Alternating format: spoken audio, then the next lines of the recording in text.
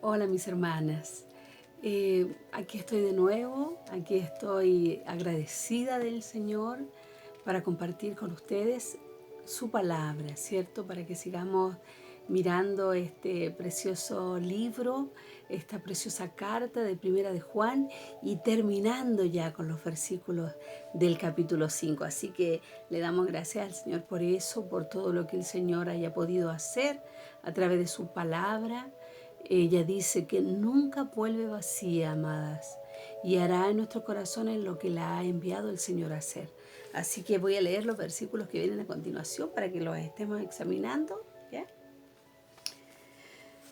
Primera de Juan, capítulo 5, verso del 13 al 21, ¿ya? Eso nos corresponde para ir concluyendo esta preciosa carta. Y dice así: Estas cosas os he escrito a vosotros que creéis en el nombre del Hijo de Dios, para que sepáis que tenéis vida eterna y para que creáis en el nombre del Hijo de Dios. Y esta es la confianza que tenemos en Él, que si pidiéremos alguna cosa conforme a su voluntad, Él nos oye. Y si sabemos que Él nos oye en cualquier cosa que pidamos, sabemos que tenemos las peticiones que le hayamos hecho. Si alguno viere a su hermano cometer pecado que no sea de muerte, pedirá y Dios le dará vida. Esto es para los que cometen pecado que no sea de muerte. Hay pecado de muerte por el cual yo no digo que se pida. Toda injusticia es pecado, pero hay pecado no de muerte. Sabemos que todo aquel que ha nacido de Dios no practica el pecado, pues a aquel que fue engendrado por Dios le guarda y el maligno no le toca. Sabemos que somos de Dios y el mundo entero está bajo el maligno. Pero sabemos que el Hijo de Dios ha venido y nos ha dado entendimiento para conocer al que es verdadero, y estamos en el verdadero, en su Hijo Jesucristo. Este es el verdadero Dios y la vida eterna. Hijitos, guardaos de los ídolos. Amén. Amén. Tenía por acá arriba la Biblia. Y veamos entonces estos versos. Ya vamos a ir viendo el verso 13 que nos corresponde. Dice: Estas cosas os he escrito a vosotros que creéis en el nombre del Hijo de Dios. ¿Ya? Para que sepáis que tenéis vida eterna y para que creáis en el nombre del Hijo de Dios. O sea, estas cosas que ha escrito Juan, las ha escrito a la iglesia, dice que las ha escrito a los que creen en el nombre del Hijo, ¿cierto? Dijimos que esta es una carta que llama a la unidad, llama a la comunión con Dios y a la comunión con el cuerpo de Cristo, con los hermanos, a amarse, ¿verdad? A amarse, estar en comunión. Entonces dice Juan, esta carta que estoy escribiendo es a la iglesia, a los que creen en Jesucristo, para, aquí dice, para que sepáis, o sea, para que tengan esa confianza, para que tengan esa seguridad, para que sepáis que tenéis vida eterna y para que creáis en el nombre del Hijo de Dios. O sea, Él está escribiendo para que sigamos creyendo, para que esta fe que se activa vaya creciendo, vaya expandiéndose. Ese es el propósito por el que Juan está escribiendo, y esta es a la gente que Juan está escribiendo, le está escribiendo a la iglesia, ¿cierto? Nos está escribiendo a nosotros, a las hijas, a los hijos de Dios. El verso 14 dice: Y esta es la confianza que tenemos en Él, que si pidiéramos alguna cosa conforme a su voluntad, Él nos oye. Él nos oye, amada. Él siempre, siempre nos oye. Mire, en el Evangelio de Juan, Juan vamos a ver aquí una cita. Mire, Juan, capítulo 11 me parece que es. Juan capítulo 11, verso 41. Aquí está hablando el Señor Jesucristo. Está hablando del Señor Jesucristo, y esta es la parte cuando empieza y va a hacer un milagro grandioso el Señor. ¿Ya? 11, 45, perdón, 41. Dice: Entonces quitaron la piedra de donde había sido puesto el muerto. Y Jesús, alzando los ojos a lo alto, dijo: Padre, gracias te doy por haberme oído. Yo sabía que siempre me oyes, pero lo dije por causa de la multitud que está alrededor, para que crean que tú me has enviado. El Señor hace esta aclaración y esta acotación y esta afirmación. Yo sabía que siempre me oyes. Dios el Padre siempre nos oye, amada. Siempre, ¿ya? Es importante que eso lo tengamos presente. Y dice, y esta es la confianza que tenemos en Él, que si pidiéramos alguna cosa conforme a su voluntad, Él nos oye. Él siempre nos oye, ¿ya? Él siempre nos oye. Dice que si pedimos algo conforme a su voluntad, Él nos oye. O sea, bueno, aquí cuando está diciendo Él nos oye, está como queriendo decir Él nos responde o Él lo hará, ¿no? Pero Él siempre nos oye. Ahora, ¿cómo vamos a saber si estamos pidiendo conforme a su voluntad? La única manera de saber si estamos pidiendo en oración conforme a la voluntad de Dios es conociendo su palabra, ¿ya? Debemos conocer su palabra para entender la voluntad del Señor y poder orar por las situaciones conforme a su voluntad. Por eso es tan importante que siempre estemos aquí a la luz de la Escritura. Por eso es tan importante que tengamos nuestro tiempo devocional y que estemos ahí apegadas a oír, a leer y a oír la palabra de Dios, porque la fe viene por el oír, ¿cierto? Y va creciendo en nuestro interior, así como decíamos en el verso anterior. Entonces el Señor Jesucristo afirma que el Padre siempre nos oye, ¿cierto? Pedir en su voluntad es pedir conociendo la Escritura, conociendo lo que el Señor dice y estar orando, estar en oración. Filipenses 4:6 dice: por nada estéis afanosos, sino sean conocidas vuestras peticiones delante de Dios, con toda oración y ruego con acciones de gracia. O sea, estemos orando. Seguramente hay muchas cosas que no vemos realizadas o concluidas en nuestra vida por falta de oración, amadas. Dios espera que nosotras estemos orando, que hagamos compañerismo con Él. Él puede hacer las cosas solo, claro que las puede hacer, y de hecho las hará, pero Él nos ha llamado a ser compañeros en esta misión, en este caminar, y para que nos alineemos también, ¿cierto?, con su voluntad y con su propósito. Para eso también es necesaria la oración, ¿ya? Ya dice, solo discernimos su voluntad a través de su palabra, ¿ya? Tengo aquí Juan 15:7, perdón. Veamos qué dice Juan, el Evangelio de Juan 15:7. ¿Qué dice? Aquí dice: si permanecéis en mí y mis palabras permanecen en vosotros, pedid todo lo que queráis y os será hecho. ¿Ven? Que tiene relación con la palabra del Señor, tiene relación con la Escritura, de conocer también su voluntad, ¿ya? Verso 15 dice: y si sabemos que Él nos oye, ¿verdad? El Señor lo ha dicho, el Padre siempre nos oye. Si sabemos que Él nos oye en cualquier cosa que pidamos, sabemos que tenemos las peticiones que le hayamos pedido. O sea, cuando le pedimos conforme a su voluntad, al orar, conforme a sus promesas, amadas, podemos tener la certeza, podemos tener la confianza y la fe de que el Señor lo hará. Cualquier cosa que pedimos conforme a su voluntad, el Señor la hará, ¿ya? Pedir siempre, miren, y un ejemplo, pedir siempre que se haga la voluntad de Dios es una buena oración. Cuando usted no sepa cómo orar sobre algo, sobre alguien, sobre una situación específica, pídale al Señor que se haga su voluntad. Porque la palabra del Señor dice que la voluntad de Dios es buena, es agradable y es perfecta. Así que vamos a la segura cuando pedimos que se haga la voluntad del Señor, ¿ya? Dice el verso 16. Si alguno ve a su hermano cometer pecado que no sea de muerte, pedirá y Dios le dará vida. Esto es para los que cometen pecado que no sea de muerte, por el cual yo no digo que se pida.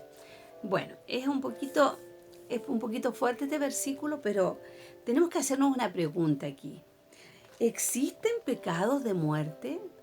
¿Puede el pecado llevarnos a la muerte? y la podemos responder positivamente, ¿ya? Sí, sí existe pecado de muerte, ¿ya? Ahora, esa muerte no es una muerte de condenación, sino que es una muerte de corrección. Puede que un hermano o una hermana, puede que nosotras mismas cometamos pecado que nos lleve a una muerte prematura, por decirlo de alguna manera, ¿no? Que Dios determine llevarnos a su presencia antes de tiempo para salvar nuestra alma. Eso puede ocurrir, amadas, eso puede ocurrir. Y acá dice que si alguno ve a su hermano cometer pecado que no sea de muerte, pedirá y Dios le dará vida. O sea, hay pecado que es de muerte y pecado que no es de muerte. Acuérdense que Juan decía en algunos versículos arriba que todos pecamos, ¿cierto? Que el que dice que no peca está mintiendo. Entonces, hay pecado de muerte y hay pecado que no es de muerte, pero podemos pedir por nuestro... Lo importante aquí es que Juan está haciendo un llamado a la comunión, a la relación con nuestros hermanos. Nosotros podemos pedir por nuestros hermanos cuando vemos alguna actitud pecaminosa, cuando vemos alguna actitud errada en el hermano, podemos pedir para que el Señor traiga vida, para que el Señor traiga conciencia, traiga discernimiento sobre el hermano. Por eso esta carta es un llamado a la comunión del cuerpo también, ¿ya? Y al amor entre los hermanos. Bueno, y, y aquí cabe mencionar algo que algunas veces se puede interpretar como que el pecado de muerte del que está hablando Juan aquí, porque lo vi en algunos comentarios, es la blasfemia contra el Espíritu Santo, ¿ya? La blasfemia contra el Espíritu Santo es el rechazo voluntario a nuestro Señor Jesucristo. Esa es la blasfemia del Espíritu Santo. Pero no se está refiriendo a ese pecado, ¿ya? Está hablándole a la iglesia, está hablando de los hermanos. Y el pecado, la blasfemia contra el Espíritu Santo, que es un rechazo voluntario al Señor Jesucristo, no puede caber en este versículo, ¿ya? Porque el que rechaza voluntariamente a Cristo no es hermano, ¿ya? Esa aclaración quiero hacer. Entonces, dice, ya, podemos orar por el hermano, ¿verdad? Siempre podemos orar, podemos estar en esta comunión. Verso 17 dice, toda injusticia es pecado, pero hay pecado no de muerte. Bueno, vuelve ahí a hacer hincapié Juan, hay pecado no de muerte, ¿cierto? Porque todos pecamos. Todos pecamos. Aunque somos hijos del Señor, nosotras cometemos pecado. De pensamiento, de palabra, de acción. Incluso la palabra dice que hay pecado de omisión, de cosas que dejamos de hacer, que también es pecado, ¿ya? Pero hace una mención aquí, dice que toda injusticia es pecado. Y hemos hablado de la justicia. Hemos hablado de andar en justicia y todo eso, pero miren, lo vamos a resumir de la manera más fácil posible. Definamos lo que es justicia. La justicia yo les decía en versos anteriores que la justicia tenía que ver en mi relación con el prójimo, en mi trato con el prójimo, ¿verdad? Pero mira, aquí lo encontré más fácil todavía. La justicia es rectitud y derecho. O sea, en relación con el prójimo tiene que ver con conductas de amor y compasión. La justicia son actitudes de amor y compasión con respecto al otro. Es mi actitud frente a mi hermano, ¿ya? Y frente no solamente a mi hermano, frente a cada persona, porque somos hijos de Dios, ¿verdad? Entonces, cuando habla de que toda injusticia es pecado, es lo contrario. O sea, todo acto que no lleve amor o que no lleve misericordia, compasión en ese acto, en esa actitud, en esa palabra, en ese accionar, es injusticia y es pecado. ¿Ya? Espero ahí que haya quedado un poquito más claro lo que se refiere a andar en justicia. Verso 18. Sabemos que todo aquel que ha nacido de Dios no practica el pecado, pues aquel que fue engendrado por Dios le guarda y el maligno no le toca. Esto lo vimos varias veces, ¿cierto? Dice que sabemos, dice Juan, que todo aquel que ha nacido de Dios no practica el pecado. Y dijimos que los hijos de Dios no practican en el pecado, o sea, no pecan constantemente, no es un hábito en ellos pecar. El creyente, el Hijo de Dios, se siente incómodo después de pecar, se afecta, el Espíritu Santo lo constriñe, el Espíritu Santo ahí le redarguye, entonces no puede andar siempre en el pecado. El Hijo de Dios no es un hábito en él, el pecado no se enseñorea de él. ¿Ya? Porque dice que antes el pecado se enseñoreaba de nosotros, o sea, era nuestro dueño, por decir, nosotros vivíamos pecando, pero el Hijo de Dios no. El que ha nacido de Dios no practica el pecado, dice aquí Juan. Pues aquel que fue engendrado por Dios le guarda y el maligno no le toca. Y miren qué linda verdad esta. Nosotros tenemos una protección en el Señor, en el Padre. El Señor Jesucristo en el Evangelio de Juan, cuando está orando al Padre, le dice al Padre en la oración: Padre, no te pido que los saques de este mundo, pero sí te pido, le dice el Señor, que los libres del mal, o sea, que los libres del maligno. Hay una cobertura sobre el creyente, sobre el Hijo de Dios, hay una protección. Y dice aquí Juan, y el maligno no le toca.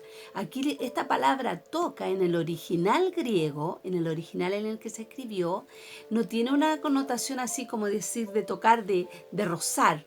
No. La connotación que tiene en el original es de sujetar, adherir o tomar dominio o posesión, por decirlo de alguna manera, va a ser lo más fácil todavía. O sea, el Hijo de Dios no puede ser poseído, no puede ser, el enemigo no lo puede adherir a él, o él no se puede adherir al creyente, ¿no? No lo puede sujetar, no. El Padre lo cubre, lo protege. La oración de Jesucristo que hizo por los discípulos en ese momento, porque estaba orando por los discípulos cuando le dice: Padre, guárdalos pero no te pido que los saque del mundo, pero que los libres del mal. Lo hizo por ellos y lo hizo por nosotros. Tenemos este abogado, entonces Él ha abogado por nosotros y tenemos esta protección frente al maligno, ¿ya? Verso 19 dice: sabemos que somos de Dios y el mundo entero está bajo el maligno. Sabemos que somos de Dios, lo hemos visto varias veces, ¿verdad? Sabemos que somos de Dios porque el Espíritu Santo da testimonio a nuestro espíritu de que somos hijos de Dios. Y dice, y el mundo entero está bajo el maligno. Nosotras no somos del mundo, ¿ya? El Señor Jesucristo también en esa misma oración, donde le pide al Padre que seamos guardados del mal, lo dice con sus propias palabras. Vamos a buscar Juan 17:14. Juan, el Señor está orando aquí, 17:14. Y dice así, dice: yo les he dado tu palabra. Le está hablando el Señor Jesucristo al Padre. Yo les he dado tu palabra y el mundo los aborreció porque no son del mundo como tampoco yo soy del mundo. Entonces aquí Juan está diciendo, sabemos que somos de Dios, o sea, no somos del mundo, ¿no? Y el mundo entero está bajo el maligno. Y hace esta aclaración Juan, que nosotros ya lo sabemos, ¿verdad? El mundo entero está bajo el maligno. Hay un príncipe de este mundo, un príncipe que gobierna el sistema de este mundo. ¿Ya? Esa es una afirmación que nuevamente está haciendo Juan para hacer la diferencia y para hacer la separación que viene aquí en el verso 20, que dice: sabemos que el Hijo de Dios ha venido y nos ha dado entendimiento para conocer al que es verdadero. Y estamos en el verdadero, en su Hijo Jesucristo. Este es el verdadero Dios y la vida eterna. Y hace toda esta aclaración, Juan, ¿ya? Hace toda esta aclaración. Dice: aunque el mundo entero está bajo el maligno, ¿cierto? Que es el verso anterior. Pero sabemos que el Hijo de Dios ha venido el Señor Jesucristo, ¿verdad? Ha venido, se hizo hombre e hizo esta obra maravillosa en la cruz. Ha venido y nos ha dado entendimiento. ¿Qué es lo que el Señor Jesucristo nos ha dado? Nos ha dado al Espíritu Santo. Nos ha dado, dice aquí deberíamos subrayar esta palabrita, nos ha dado. entendimiento. El Espíritu Santo es el que nos guía, es el que nos enseña de Cristo, el que nos revela la palabra al corazón. El Espíritu Santo inspiró la palabra y el Espíritu Santo, cuando nosotros leemos la Escritura, da luz a esta Escritura y se revela esta Escritura y hace una revelación en nuestro corazón, ¿ya? Nos da entendimiento. ¿Para qué nos da entendimiento el Espíritu Santo? Sigue a continuación.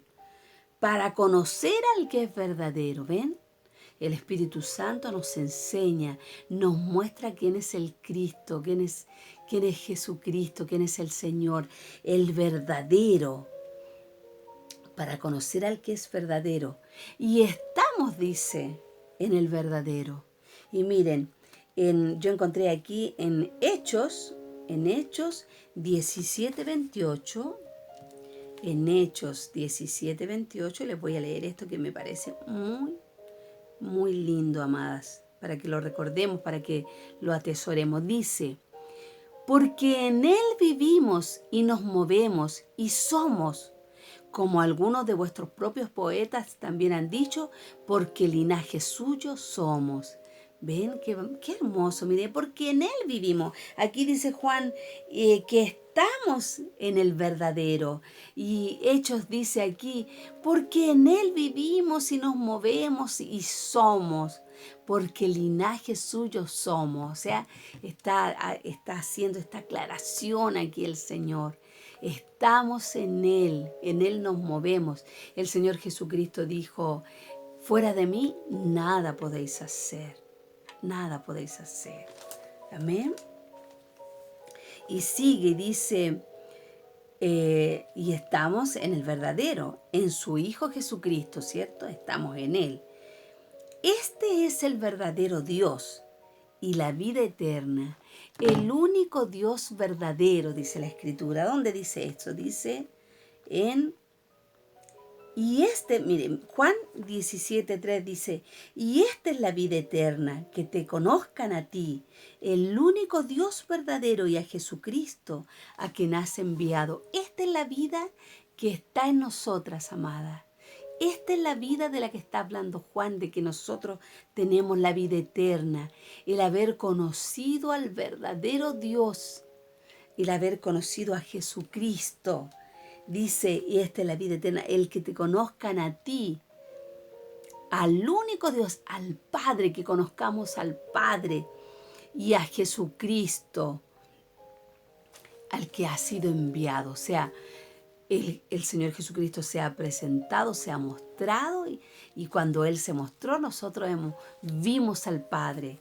Los apóstoles vieron al Padre y esa es la vida eterna, el conocer a Dios. Y ese es el todo de la vida, como lo he dicho en otras ocasiones. El todo de la vida del hombre es conocer a Dios.